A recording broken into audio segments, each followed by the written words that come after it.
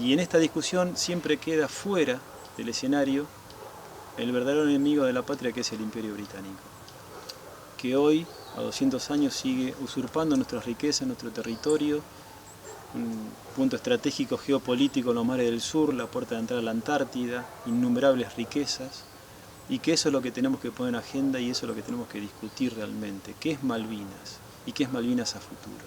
Ese es nuestro desafío y por el que hoy seguimos luchando.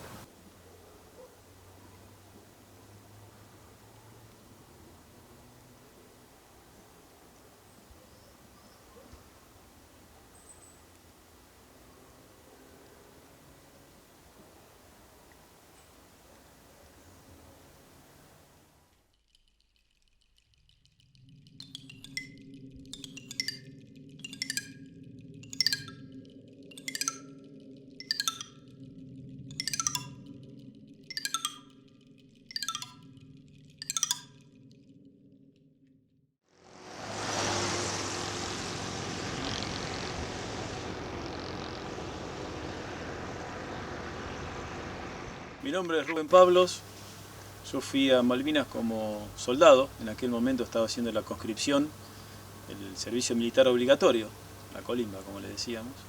Era soldado del Regimiento 7 de Infantería de La Plata y llegué a Malvinas el 14 de abril. Mi posición era en la colina de la Radio, o Ura del Ridge, a unos 7-8 kilómetros de Puerto Argentino, donde termina la ría, arriba de la zona que se llama Modibruco. Bueno, yo tuve la suerte de que el jefe nuestro, el jefe directo, el jefe de la sección comunicaciones, teniente Jorge Guido Bono, fue un militar y una persona muy dedicada, muy profesional.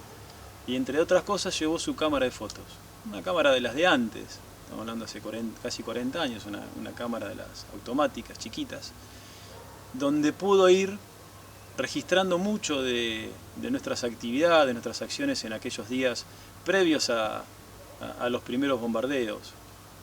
Pero gracias a él es que tenemos registros. Yo hoy tengo 18 fotos de aquella época, bueno, que son recuerdos y imágenes que son de mi historia incalculable, ¿no? Un valor incalculable. Este tipo de fotografías, que sé que son de vivencias y de lugares donde no voy a volver nunca más, realmente es un registro único, porque me remonta a aquella época, a aquellos días, con la gente que estaba en ese momento, que si bien hoy puede recordarlo, rememorarlo en charlas, no es lo mismo como tener esa imagen enfrente, y a veces me veo, a veces me identifico y a veces no me identifico en esas situaciones después de tantos años. Es muy loco, ¿no? Me moviliza mucho ver esas fotos todavía. Es interesante y lo veo mucho en compañeros míos que no tienen fotos de aquella época. Y cómo valoran el que otro tenga una foto y decir, qué bueno que vos tenés una foto ahí. Porque hasta te valida decir, sí, yo estuve ahí. Esa foto.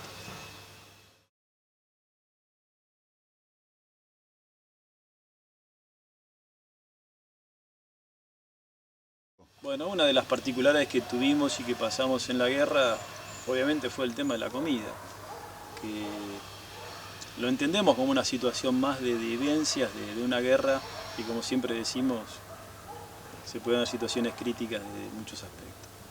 Entonces, bueno, cerca nuestro, muy cerquita, al finalizar la ría de la entrada a Puerto Argentino, donde estaba el cuartel de los Royal Marine, había un depósito con comida, con alimentos.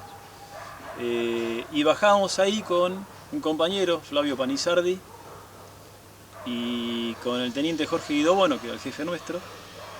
Y mientras Guido Bono hablaba, palabraba y distraía al militar de turno, que era el custodia de ese galpón de comida, nosotros nos tirábamos atrás, cuerpo a tierra, arrastrándonos, y llenábamos la campera, el duvé de comida, y también nos escapábamos por ahí atrás sin que nos viese. Y bueno, y así fuimos haciéndonos de comida y reforzábamos durante el día o las noches alimentándonos un poco entre nosotros, porque obviamente que toda esa comida la repartíamos entre los 17 que éramos ahí.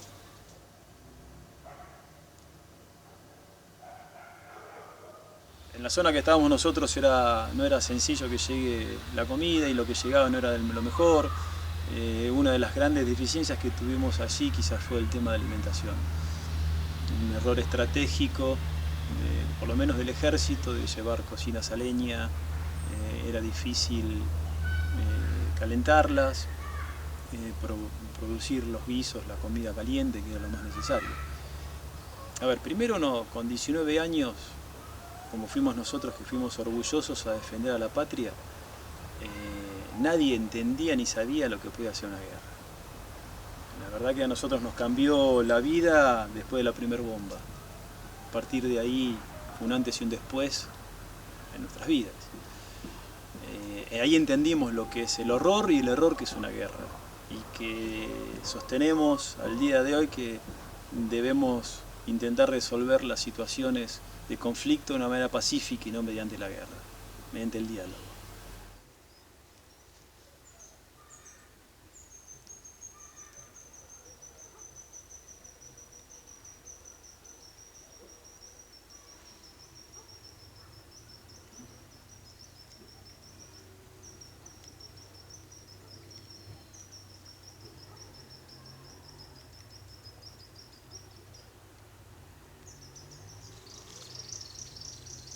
Esta es nuestra central telefónica, donde hacíamos guardias,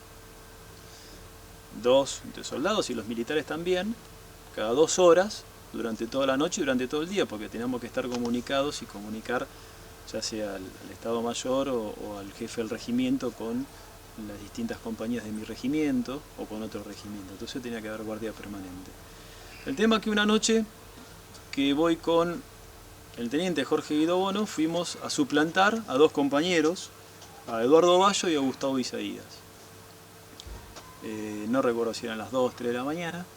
Nos ponemos en la central a hacer guardia y Gustavo y Eduardo se van a su carpa.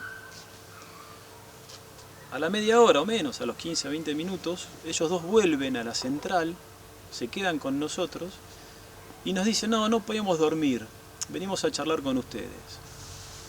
Y nosotros decimos es raro, ¿no? Porque después lo decimos, es raro cuando uno tenía la posibilidad en ese momento de descansar, o por lo menos de tirarse ahí y no estar de guardia, lo hacía, descansar un poco el cuerpo, más allá que no pudiera dormir. Bueno, el tema es que se quedaron con nosotros y a los 10 minutos fue la noche que nos detectaron en la central, que nos tiraron 7 bombas y la última bomba, la bomba número 7, cayó arriba de la carpa de ellos 2. Destruyendo por completo la carpa, dejando un cráter de más de 20 metros de diámetro. Y bueno, de ahí nuevamente lo que decimos, si no te tenía que tocar en ese momento es porque no era para nosotros y no era para ellos. Porque si la bomba hubiese caído, si ellos estaban, en la carpa, cuando cayó la bomba, no hubiese quedado nada de ellos, pero nada. Salieron lastimados, heridos, con las esquirlas, pero sobrevivieron y son ellos 2 los que al volver al continente, entre sus vendas y entre las heridas, les escondimos estos rollos de fotos que hoy podemos tener acá.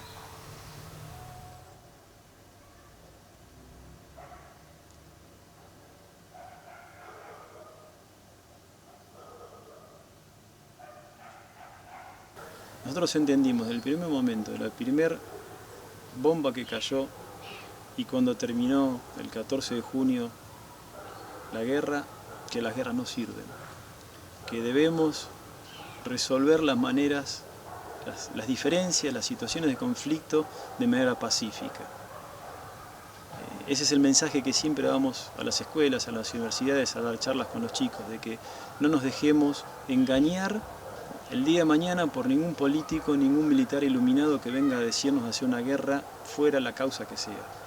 La guerra no sirve, porque independientemente del que sea vencedor o vencido en el campo de batalla, todos sufren y el entorno, la familia, sufre mucho más todavía. Entonces, nuevamente, tenemos que entender que la guerra no sirve, tenemos que decirle no a la guerra y resolver la manera las situaciones de conflicto de manera pacífica.